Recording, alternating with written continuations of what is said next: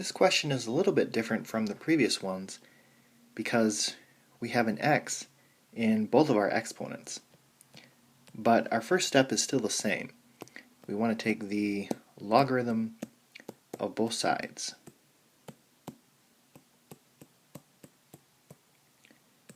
And then we want to bring down both of our exponents using the power rule.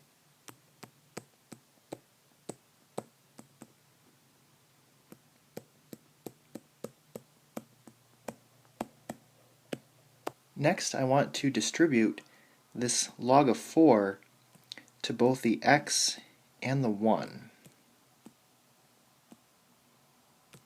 So that will be x times log of 4 plus just log of 4.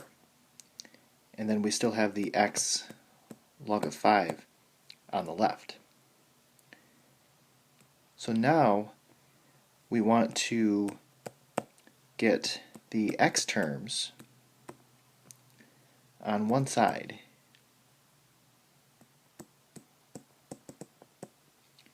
and any term that doesn't have an x on the other side. So I'm going to move this term, the x times log of 4, to the left. So I'm going to subtract it. And we have x log of 5 minus x log of 4 is equal to log of 4. And the reason why we want to get all of our x terms onto one side is because now we can factor out x as a GCF. So x times log of 5 minus log of 4.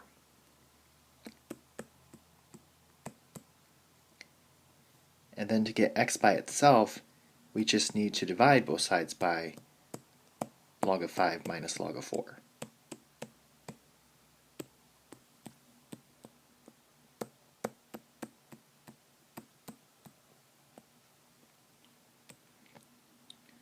So x is equal to log of 4 over log of 5 minus log of 4.